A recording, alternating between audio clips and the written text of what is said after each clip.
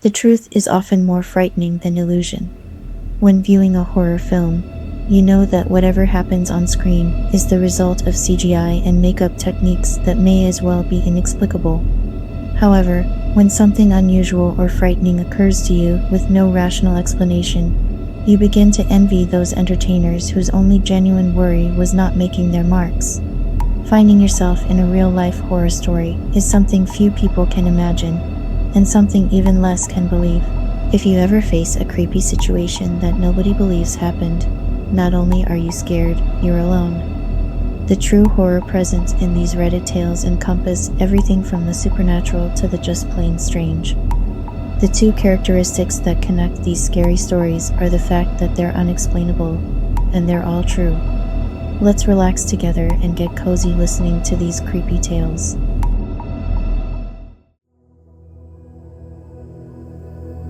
When I was maybe 10 or 11, I was homesick from school and was on the couch watching TV when the doorbell rang. It was the mailman who told me that we had gotten a package, but it was so big that he needed help carrying it. I wasn't that old, but I knew right away something was wrong. I asked him where his truck was, because I didn't see it parked out front. He kept telling me it was around the corner. I asked him why the regular mailman who always brought lollipops wasn't here, and I was told he was visiting family. He kept telling me to open the front door, but I politely told him that I wasn't feeling well and that I wasn't allowed to leave the house. I told him we would pick up the box from the post office, and he was telling me how much of a hassle that would be and how my mom would want me to do her this favor. I told him that I would come outside, but that I had to get my shoes from upstairs first. I closed the front door and locked it. Then I ran through the house and locked the back door and called my neighbor who worked from home. She was a close family friend, and I called her up screaming into the phone that she had to come over right now. Then I stood at the locked front door and stared at the man through the window in the door.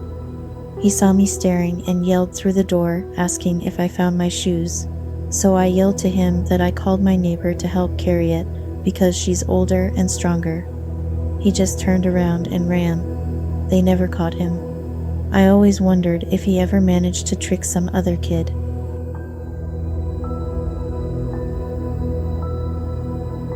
I was driving a shortcut from 29 Palms, California to Albuquerque, New Mexico.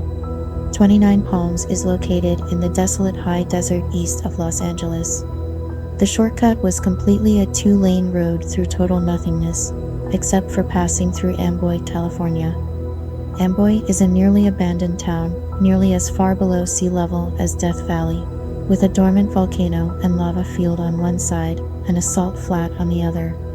It was also, at the time, a hotspot for satanic group activity, so I was driving by myself in the afternoon. I stopped in Amboy and snapped a picture of the city sign, just to prove I was there to friends who dared me to take that route to I-40. I got back in my car and proceeded to drive up into the mountain range between Amboy and I-40. Once I reached the top, I am driving north through a canyon with high grass on both sides of the road. Up ahead, I see some stuff in the middle of the road. As I approach, I slow down to see a red Pontiac Fiero stop sideways across both lanes. A suitcase open with clothes scattered everywhere and 2 bodies laying face down in the road, a man and a woman. I stop 100 feet or so away, and the hair on the back of my neck is standing up. Being a Marine, I reach under the seat and pull out a 9mm pistol and chamber a round. Something seemed very wrong. It looked too perfect, as if it were staged. An ambush? Was I being paranoid? Something was just wrong. Getting out of the car seemed unthinkable. It was a horror movie move. As I scanned the road, I saw a line I could drive. Past the guy in the road on his left, swerve to the right side of the woman, behind the Fiero, and I'd be on the other side. I dropped it into first gear, punched it, and drove the line I planned. I passed the back of the Fiero without hitting it or either of the bodies in the road. I continued forward a couple hundred feet and slowed down so I could breathe and let my heart slow down. As I looked up into the rearview mirror, I saw that the two bodies had gotten up to their knees and 20 or so people emerged from the tall grass on either side of the road by the car and bodies. At that moment, my right foot smashed the gas pedal to the floor and did not let up until I had to slow down for the I-40 East on-ramp.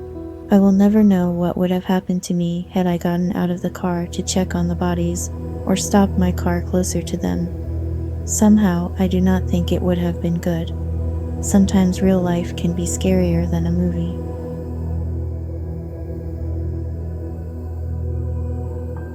Once when I was still too young to drive, my mom came to pick me, my sister, and our friend up from a concert at a local bar. It was around 2 o'clock in the morning as we're driving back to our neighborhood, which was in the middle of nowhere. There weren't any streetlights near our neighborhood, or really for a 5-mile span around where we lived, so it was always pitch black. We're driving along this street when we come up over a hill, and my mom starts slowing down. Naturally, we start asking her why we're slowing down, and she points ahead to the road at the bottom of the hill and tells us she's trying to figure out what's happened up ahead. We look, and all I can see is this huge mass of people walking around in the middle of the road, completely blocking it. Someone even had a torch, I kid you not.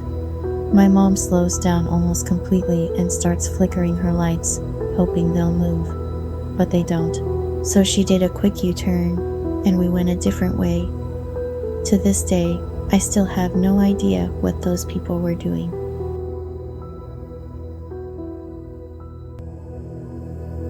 Woke up, but didn't open my eyes in the middle of the night, and felt like someone was watching me. I tried to just go back to sleep, but I couldn't shake the feeling. I opened my eyes and saw a shadow man perched on the ceiling in my room, Spider-Man style, just above the door. I didn't know what to do, and I could tell he was staring at me. I started praying as feverishly as I ever have, and all of a sudden my cell phone lit up the room. There was no reason for the light to come on, no missed text or notification. It just lit up to the home screen. When the light appeared, the shadow man was gone, and it has not come back since.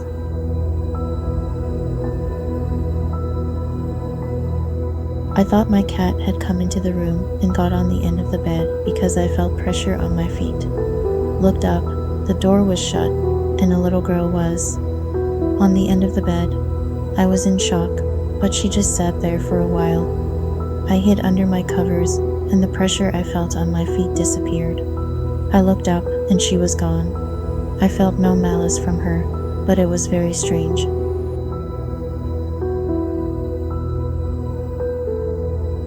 When I was young, maybe 5 or so, my older brother and I were at an Atlanta Braves baseball game with my dad and his side of the family. I believe we were trying to find our seats, maybe concessions. I'm unsure exactly, but I was wearing a dress my grandmother made for me out of an American flag pattern material. I spotted a clown about the same time he spotted me, wearing the same material. He started following us. I got really freaked out. I don't remember if I mentioned it to anyone I was with or not, but it seemed he was around for a bit as we went up and down stairs. In a desperate attempt to get away from him, I got onto an elevator by myself. The last thing I remember are the doors closing just before he was close enough to get on it with me. For a very long time, I thought that was all just a dream until I mentioned it a year or so ago, and my brother confirmed that it did in fact happen. Needless to say, I don't like clowns.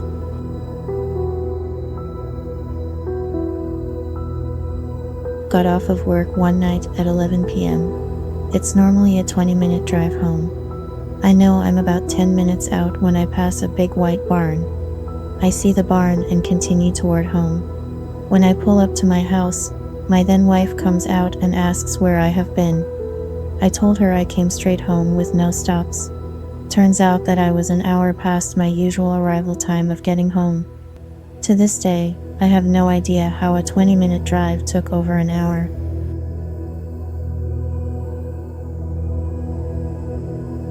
I lived in an old farmhouse that was over 150 years old in the 1990s, and at some point had been used as a headquarters for Union troops in Northern Virginia. Lots of creepy things happened there, but this is the shortest story I've got. The house had a stone cellar, divided into 2 rooms, and it always made me uncomfortable going down there to get anything for my parents. One day I was asked to find some menial object that was in the cellar, and I knew it would be in the room with a boiler in it, the room that also had a dysfunctional light. So I made my way into the basement and lo and behold, the damn light wouldn't turn on. But the object I needed was within the frame of light, reaching into the blackness of the room through the doorway. So I walked a few steps into the room, grabbed the object, and randomly glanced around. In the corner of the room was a dark shadow about 6 feet in height and humanoid in shape. No worries though, my dad kept his 6-foot-tall John Wayne cut out in the basement, so that had to be it. I calmly turned to my left and nearly jumped out of my damn skin as I came face to face with John Wayne, just inside the doorway and leaning against the wall. I spun on my heels and stared into an empty corner where the dark shadow had been only moments before, and sprinted out of that cellar. I refused to go down into the basement for at least a month after that happened.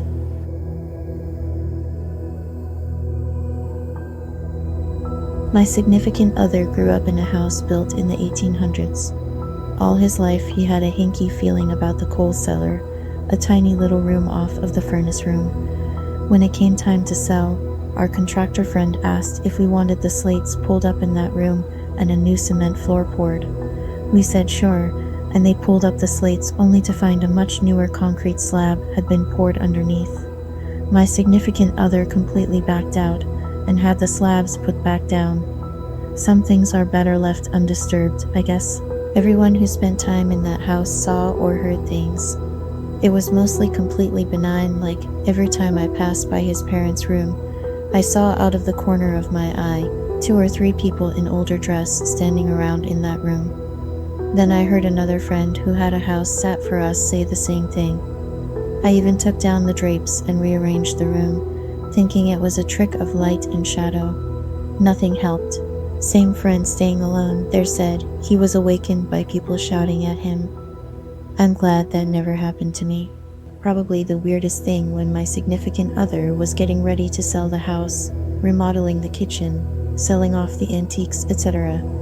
He was standing near the fireplace with an antiques dealer, and there was a largish carved wooden horse mounted above it.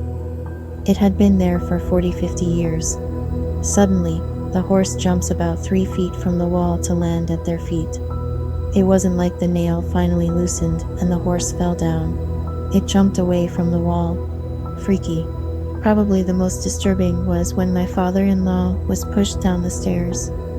The basement was creepy enough, a warren of rooms ranging from the furnace room, the coal cellar, what must have been the wine cellar, etc. But that's where my father-in-law had his workshop set up. The stairs were steep and a bit treacherous. My significant other and I were living elsewhere, as was my father-in-law, but he still used the workshop on occasion. As he claims, one night he was going down the stairs and felt a hand on his back push him down the stairs. He broke his leg, which took over 6 months to heal. I might discount this if this was someone inclined to woo, but my father-in-law was an atheist and a scientist.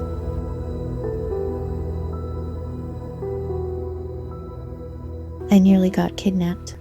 When we were around 7 years old, my friends and I would go play at the park near my house. We lived in a really secluded area, the type where you leave your front door unlocked at night and whatnot. It was starting to get dark, so we all started heading home. I would take a path behind the ball fields, while everyone else would go right out the parking lot into the street to head home. I got to the furthest point of the park, where a side street leading to the street I lived on, when a middle-aged man started walking towards me. I could see his SUV parked on the side of the road. He called out to me, asking if I wanted to see his new puppies in the back. I said no, because I needed to get home before it got really dark. Years later, I had a holy crap moment when I realized I could have gotten kidnapped.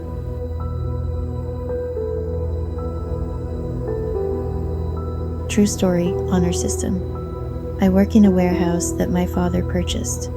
He bought it for 25% of its cost from a farmer who seemed very excited to be rid of it. It is in the middle of Mennonite country, with no neighbors for a half-mile around. Look out the window, and you see cornfields and scraggly trees. Cell service? Forget about it. I work here alone, painting and preparing the front office portion for eventual functionality. To get to the front office, you must go through a hallway from the main warehouse into a secondary office, and then through another door into the front. I frequently hear bumps and thuds and occasionally will go into the warehouse and feel air movement, but I've always attributed it to drafts and animal life on the roof. The only thing that has ever made me uneasy about the building is the fact that all of the door locks are reversed. Whoever installed those locks didn't intend to keep people out. They intended to keep something in. I was in the front office when I began to hear the thudding. I ignored it and continued to apply masking tape to the door I was working on. But this time, it was accompanied by a screeching sound. Not loud, but audible. I was freaked out, but convinced myself that it was just a pissed-off raccoon or squirrel that had found its way inside. I continued working until I heard the slam. The door to the secondary office had been open. It sounded like it had violently slammed shut. I peeked around the corner and saw that I was right. The secondary door was now closed. I tried to logic it through in my head that a strong draft had sucked it closed, although I knew there was no such draft. The thudding began again, closer this time. I've never been able to put a proximity on it, but now it sounded like it was right on the other side of the door. I froze, unsure of what was happening. My eyes locked on the door handle, which began to turn. The door disengaged its latch and slowly swung open, wider and wider. Nothing there, nothing visible, no air movement, just quiet, so quiet. A quiet that seemed to overwhelm me with its presence, a quiet so thick I couldn't breathe. The quiet was shattered when the screech came again. This time, it was clearly human, pained, angered, and emanating from the main warehouse. The door slammed. That entirely broke my frozen, fearful state. I ran. I got into my car and drove until I was in cell range to call my father. He didn't believe anything about the doors closing, but agreed that the building had something weird about it. He told me he'd be right out. Fast forward half an hour. My dad and I met up and drove back to the warehouse. I showed him the door that slammed, showing him that it was separated from both the front office and the main warehouse, so no draft could have closed it. I told him about the thuds, the screeching, and the sudden quiet that overcame the building. He decided that we should check the main warehouse. Emboldened by his presence, I led the way. Something you should know about this warehouse. It was formerly a furniture manufacturing place owned by a Mennonite farmer. They made handmade chairs, tables, etc. Because of all the cutting that went on, the floor is thickly coated with dust. We walked into the warehouse and saw nothing out of the ordinary. The dust was untouched, the doors were closed, windows were locked. The only thing out of the ordinary was one of the hanging fluorescent light fixtures. It was hanging askew and swaying slightly. Insisting we take a look at the mount to ensure it didn't just break loose, my dad grabbed a step ladder. He supported it while I climbed up and grabbed the swinging light. I looked on top of the light and saw a handprint. A single, fresh, inhumanly large handprint. No footprints in the dust around the light, no signs of a presence. I climbed down and switched places with my father. He saw it and said, "What the hell? There's been no one here for years." He climbed down and told me he'd been suspicious of someone breaking in and stealing parts from the warehouse light system. He couldn't believe me that this wasn't human, that something wasn't right here. The last thing he said was nothing is here. Next time, just go back to work. And then, as if to show its presence, the thud returned. This time it wasn't just a thud, but more of an earthquake. The entire building felt like it moved. The heartbeat-like thud was then overlaid by the screech. The awful, awful screech. It felt like it was coming from the walls themselves. We ran, and I haven't returned. My father hired someone to finish my job, and has since moved into the office. He's heard the thudding, but thus far nothing has happened further. What actually happened? I don't know, nor do I ever care to know. What I do know is that there is something paranormal in that building, and the man who sold it to us knew.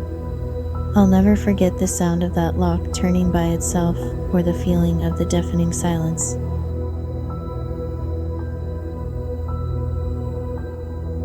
I was in a gift shop when I was around 13, and my family had gone to the bathroom. All of a sudden, I heard this noise behind me. It was this old guy, who I swear looked exactly like Charles Manson's swastika forehead tattoo, crazy eyes, long scraggly hair and beard, etc.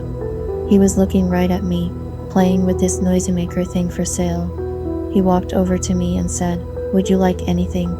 I will buy you anything you like. Just come with me." I smiled nervously and walked away, but he followed me and told me he'd like to take me home. I walked away. The guy was about to follow me, but then he saw my mom come out of the bathroom and he bolted. To this day, I've never told my parents. Maybe he was just a nice old man. But after pondering for a while, I came to the conclusion that nice old men do not try to bribe young girls into coming home with them.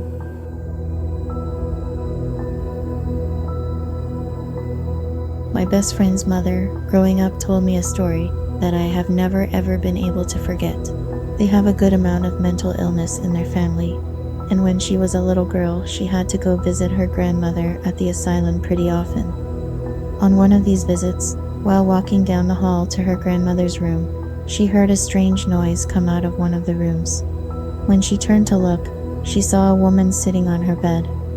The woman had pulled her eyes out of their sockets, and they were just hanging there. My friend's mom screamed and was rushed away and never went back. Flat out refused, said she had nightmares for years.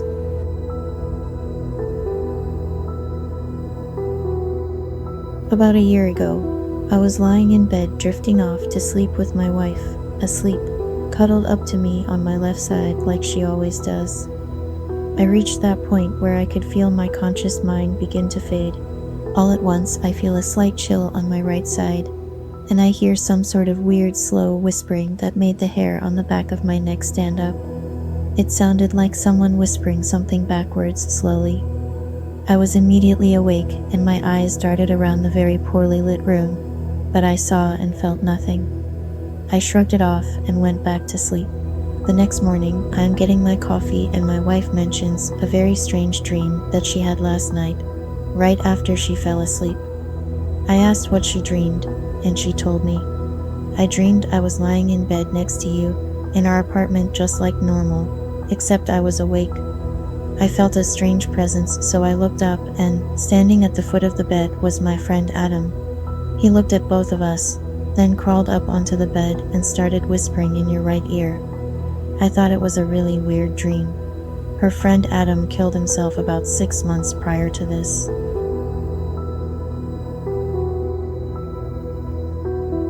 About 10 years ago, when I was around the age of 9, we lived in our previous house and were starting the process of moving out. Now, I had grown up in this house and all my friends lived around me, so I was very torn about moving out. There happened to be a very bad thunderstorm one of the nights before we finished moving, and all my toys were in boxes. Some of the toys started to make noises as if I was playing with them. At the time, my mother told me that it was the electricity in the air from the storm. Today, I feel like she was telling that to herself too. I didn't think much of it at the moment because I was 9.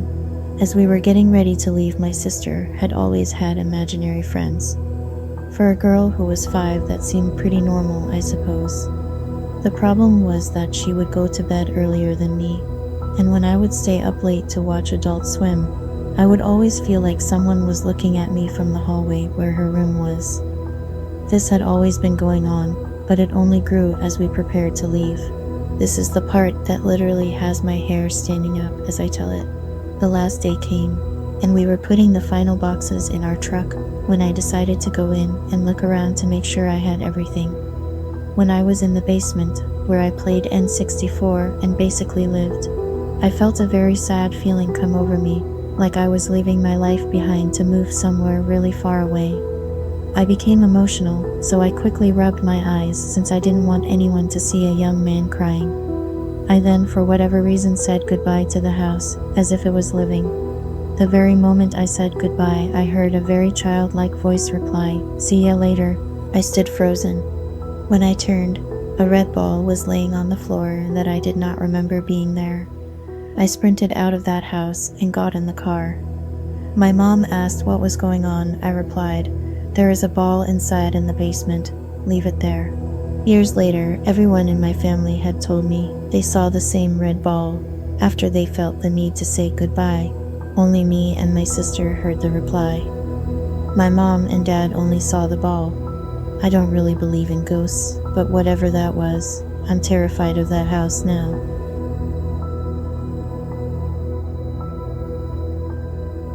My grandma told me this story a couple times. Her old house, like some other people mentioned, was in the kind of neighborhood where people left their front doors unlocked. The house was a split level, which is like 3 steps to the next level. So she was on the second level, taking a nap on the other side of the house from the back door. She woke up to the dog, a well-trained German shepherd, whining and barking next to her. She got up, felt a cold draft through the house, and went to the back of the house and noticed that the attic stairs had been pulled down from the ceiling.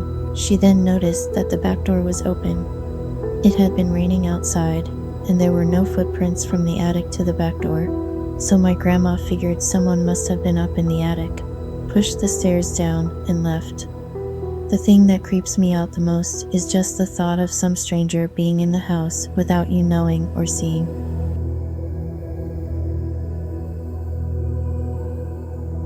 My significant other and I were driving on a motorcycle to a friend's place in Northern California, where neither of us had been there before. We had directions. This was way before GPS and cell phones, but at one point we encountered a fork in the road, and there was no mention of a fork in our directions. We chose one at random, and immediately felt this creepy, weird vibe. I'm begging my significant other to turn back. He keeps saying, "No, it must be around this next corner." Finally, he agrees and turns back. We take the other fork and find our friend's house in about 3 minutes. The really creepy part is our friends assure us there is no fork in the road. We explore it over the weekend. No fork anywhere. So, no great tale of horrors we saw, just a creepy road that shouldn't have been there. It still gives me the creeps just thinking about it. I'm a skeptic, we both are, but this is one of the few things that I really can't explain.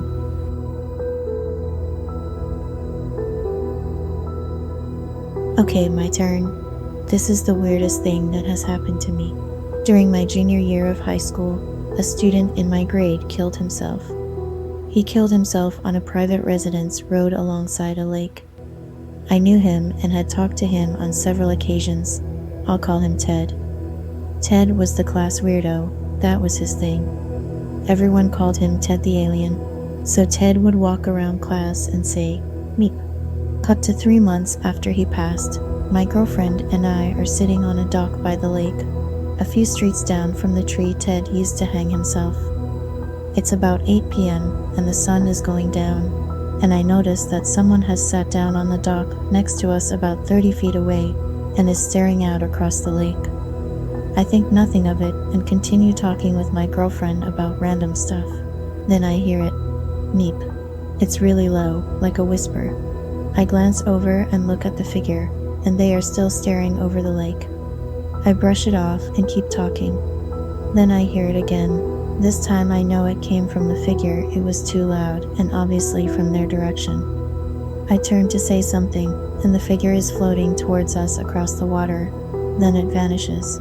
My girlfriend didn't see it or believe me, but I know it was Ted, and I should have been scared, but I wasn't. It was Ted being Ted.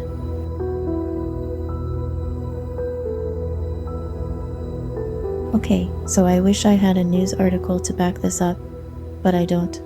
I live in Jacksonville Beach, Florida, and my hubby and I were walking on the beach at night, looking to find some place romantic for some sexy times. We can see in the distance a blanket and basket sitting on the shore. We wander over and find what we think it is, the leftovers of a romantic picnic. It has some fruit, wine, and some candles burnt out. Then we see some feathers. Then the waves crash in, and a decapitated chicken corpse washes up, clearly beheaded. We suddenly realize this isn't a romantic picnic. It's the remnants of some kind of voodoo ritual. We ran away. It scared the crap out of us.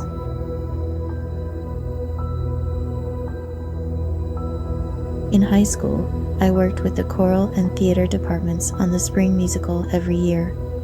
There was a girl who had graduated a few years before me that everyone knew, and a close friend of mine who was 2 years older had known and spoken with about this story.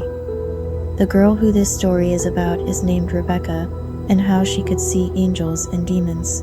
Since she was young, she would always notice these certain kinds of people walking around wearing all khaki clothing, buttoned up trench coats, slacks, long dresses, etc. She said they always had a sort of bland pallor to them. When she was younger, she assumed everyone could see these people, but then she started noticing that they would follow people around, but the people they followed would never seem to notice. Every once in a while, she would also see another type of person, this time dressed all in white, floating unnoticed behind other people on the street. Then she said that they seemed to realize she could see them. They would show up everywhere she went and oftentimes follow her. Every time they entered a room she was in, she heard a faint pop noise. Eventually, she told her parents, and they were understandably hesitant about whether or not to believe her. But then some specific instances occurred where paranormal type things couldn't really be explained away. So her parents looked to their priest at their church for help, and after a while they came to pray over their house to help protect it from the demons coming inside. The prayers apparently worked, because the girl told my friend how there seemed to be an invisible fence around the house that kept them from coming near. But she could still see them occasionally stalking around the house in circles, waiting. I still get the shivers thinking about it.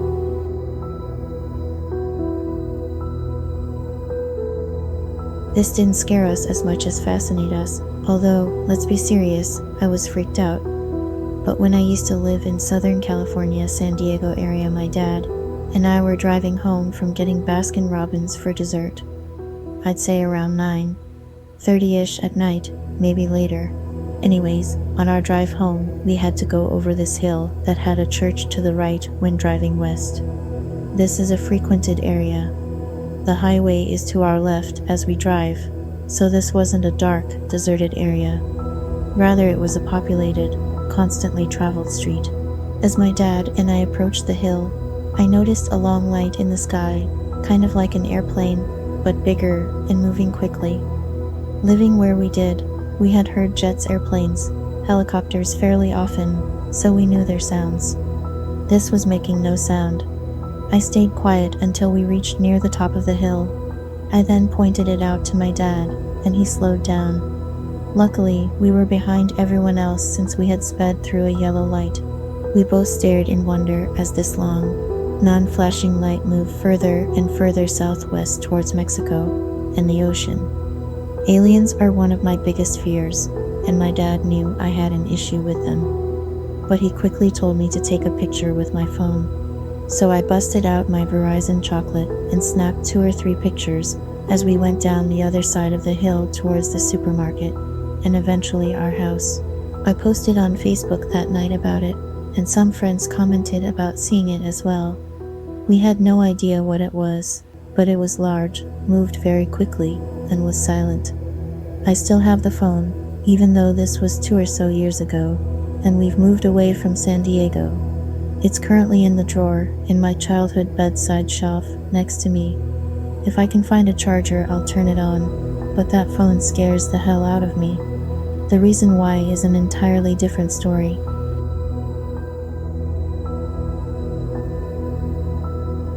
This happened to a friend of mine a few days ago. One night, this girl was walking around the city when she started to suspect she was being followed. She went into a hotel lobby to try and shake the guy off. She told the staff what was happening, and they insisted on calling the police. The police finally find him and take him in for questioning. They check surveillance footage to see if he was actually following her. He was, and they arrest him. The next day, They get a positive DNA match for a number of crimes around the city. Turns out, he was the murderer around Leeds who has killed 3 people in the last 3 weeks.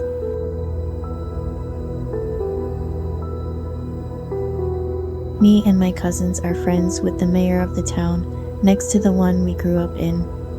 All of us have an interest and curiosity of the paranormal, so almost every weekend night during the summer vacation, we would walk through the town's big cemetery and try to catch any type of evidence we could. Well, on Veterans Day night in 2011, we left the cemetery and went into the town's village office, located in this old 3-story building probably built in the early 1900s.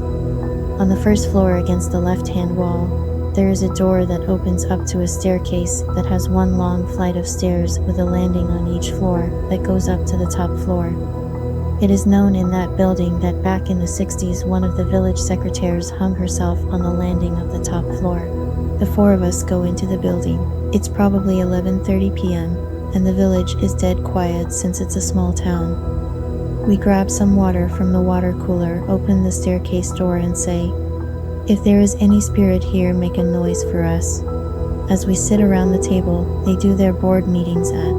After sitting in the silence for about 15 minutes, we hear the most vile female scream reverberating down the staircase. It sounded just like an Aztec death whistle, and as soon as we heard it, we jumped up, closed the door, and got the hell out of the building. When we got into the mayor's car, we all sat there in complete shock, trying to understand what the hell just happened. We were all quiet the rest of the night, and I don't think we went back to that building for a long time. Unfortunately for the mayor, he had to be there for work Monday morning. Who's to say what it was? But this is my most clear piece of paranormal evidence I've experienced firsthand, and definitely terrifying.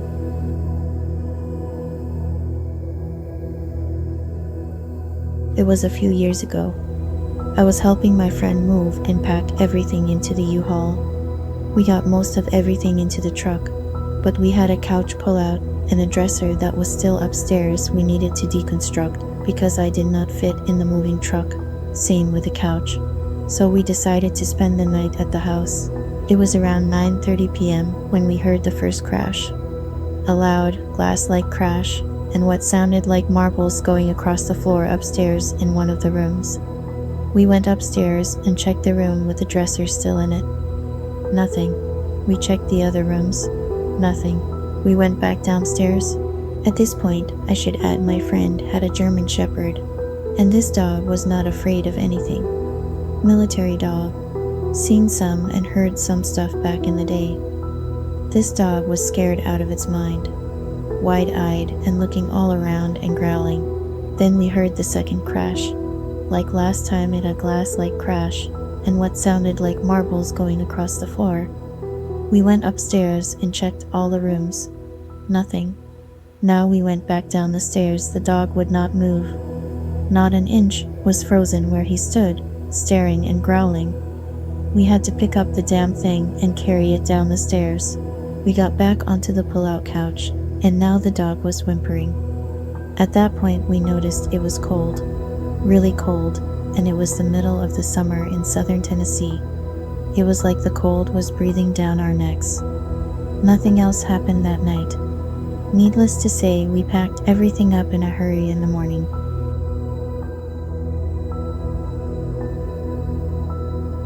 These experiences terrified me as a child and cemented a view that something else goes on in this world, which we do not understand. It is impossible to say whether these experiences were a delusion, though. When I was around 8 years old, I lived with my parents in a 3-bedroom detached house in a small town. One night, I remember waking up in what I assume were the early hours between 1 and 4 a.m., feeling compelled to get out of bed and open the curtain of my double-bedroom window. I saw a typical gray alien face flitting around outside my window. I remember screaming, then nothing else. Shortly after, I began experiencing night terrors. I recall waking up screaming, sitting upright. I must have been making a lot of noise as my parents were attending me in short order. This happened around a dozen times. From then, I was terrified of going to sleep in my bedroom alone. I would hear a noise like someone sweeping down the hallway every night. I knew my parents were downstairs, and it wasn't them. I would dream that ghostly statues were floating up and down the staircase, then stopping in my doorway and staring at me. One night like this, I felt so terrified that I leapt out of bed. For some reason that I can't recall, I opened a drawer in my room to grab something, perhaps some socks or a teddy to bring with me, when I swear the drawer shut by itself. After more years of this, around the age of 11, my parents sent me to a sleep therapist, as I was so disturbed at bedtime. My time with the therapist was brief, and as I started to get older, I managed to kind of put these experiences to the back of my mind. My next memorable experience of something that scared me, which I could not explain, did not occur until I was around 18.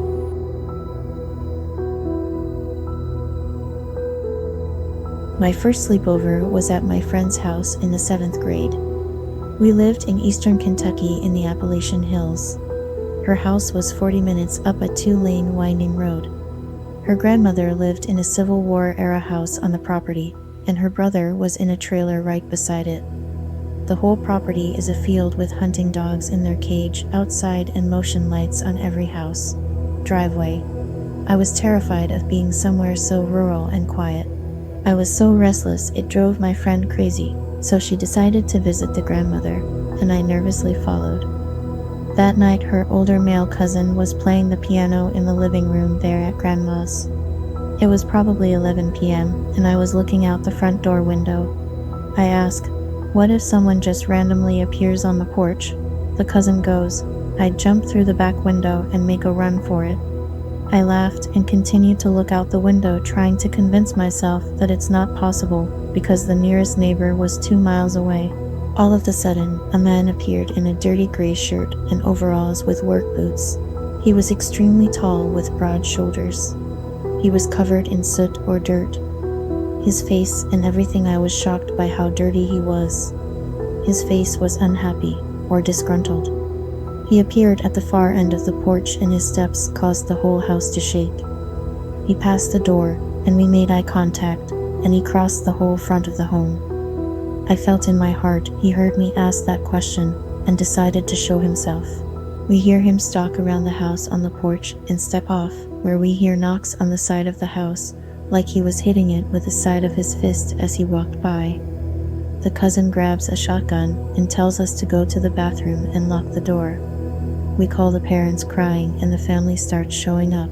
The parents from the main house and brother are there in seconds. They should have passed him or seen him. We were in a large open field with motion lights, but nothing was set off. The dogs should have been alerted. They look everywhere and find nothing. No footprints, no trail. No cars had come through. The grandma mentions how she's seen this man before in her room, and how he tells her about how her time is coming. Me and my friend go back to her house, where I cry and pray for the rest of the night. Went home the next day sleepless and petrified. We had more sleepovers, and I never felt and will never feel safe on that property or any of the houses. It feels like you immediately enter a horror movie plot when you go there.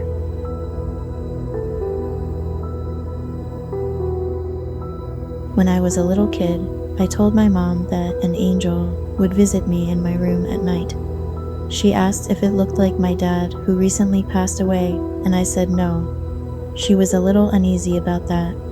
I don't really remember this, but it's spooky.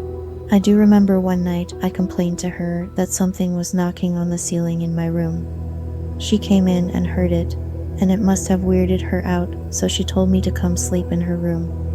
She got extremely spooked when the knocking started happening in her ceiling after we had settled into bed. I remember we got up and sat in the living room and watched some TV in the middle of the night. When I'd be home alone, I'd hear rustling in other rooms or in the hallway where we kept our VHS tapes. They have a very distinct sound when you move them around. A lot of those were my dad's tapes. The freakiest thing is the old house I moved out to 7 years ago. I had lived there about a week, and my roommate left on vacation. I invited a random guy to my house after a night out, and we're drinking beer. He asks to use the restroom, and I tell him where it is. When he came back, he asked if I had a roommate, and I was like, "Oh yeah, why?"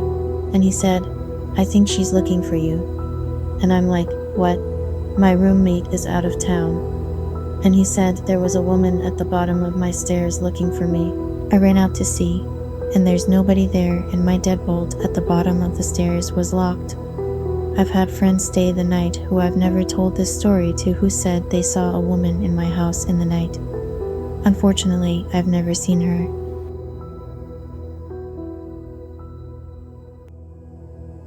I was home alone 20 years ago when my one and only experience that scared the hell out of me happened. I was sitting in my bedroom watching TV, and out of absolutely nowhere the bedroom door slammed shut with a force, as though someone had literally kicked it closed with their foot with full force. Summer in the UK, beautiful day, no wind and no windows open. I still cannot explain it to this day.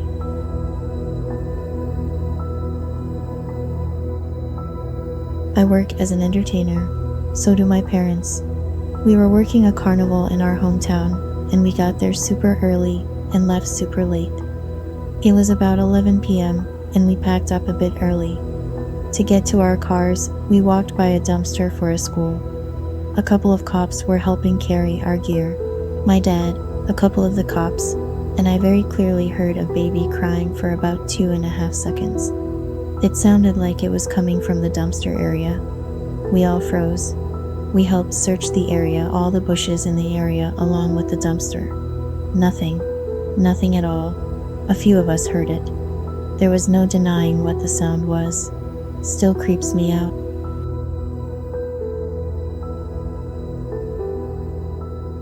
I was young, listening to my record player, listening to Strawberry Fields Forever by the Beatles. I was lying on my canopy bed on my side when I felt a hand around my neck. I looked and saw both my hands in front of me. I jumped up and it was gone. But I know I felt a cold hand wrap its fingers around my neck. Never ever listen to that song again.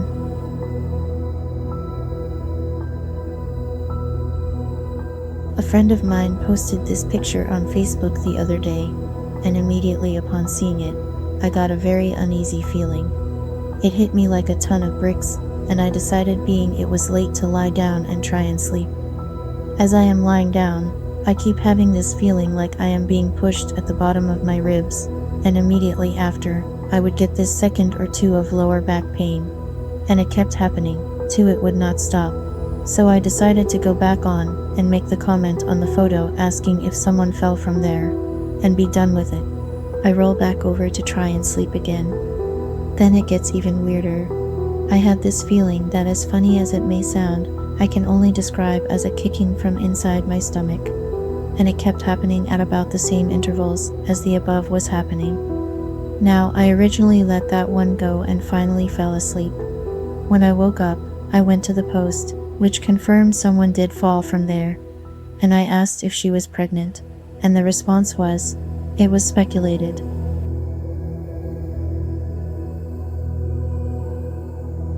I was pregnant and asleep at my then boyfriend's house, and smelled roses, and felt the bed go down and someone touch my hand. Woke up and no one was there. I was completely home alone and had been for the past 4 hours. That house was haunted and creepy. I remember feeling like I was being watched from the corner of his room, and could clearly see an elderly man standing there. Told him about it and described the clothes he was wearing and how he looked, and my ex pulled out pictures of his grandpa, whom I had never seen before.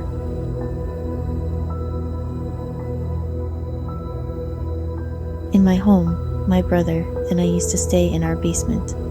My brother was at home late at night, probably around 3 to 4 in the morning, and it was lightly drizzling outside. My brother heard a little girl giggling outside the window. The laugh sounded normal, but what was unusual was the time of night. He heard the laugh for about 15 to 20 seconds, and then it went silent. He was creeped out, but managed to go to sleep after trying to listen for another hour longer. Nothing. Later the same day, our mom called us. We were watching TV in the living room.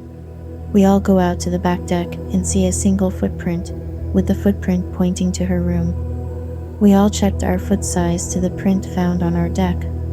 The footprint was a lot smaller than everybody else's. A child's footprint. It was like the foot that made the print was dipped in oil, because it wouldn't come off the paint on the deck easily. The print faded away after a few days.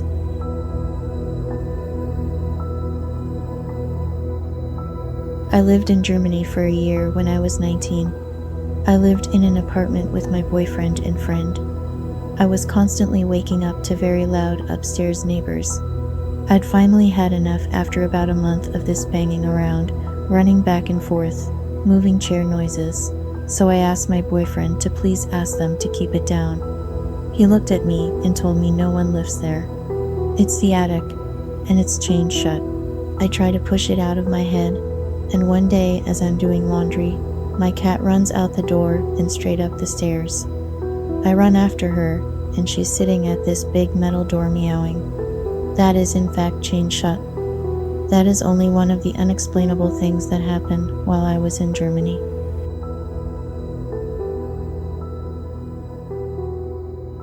I lived in an old house in Ohio as a kid. I was taking a bath by myself when the cold water faucet on my left turned itself on as far as it could go. Scared me real good. I examined the faucet, but indeed it was turned as far as it could go. It wasn't broken and could find no logical explanation. The house was always odd. The room was ice cold even on the hottest summer day. Lots of shadows that couldn't be explained. Things going missing and appearing later elsewhere.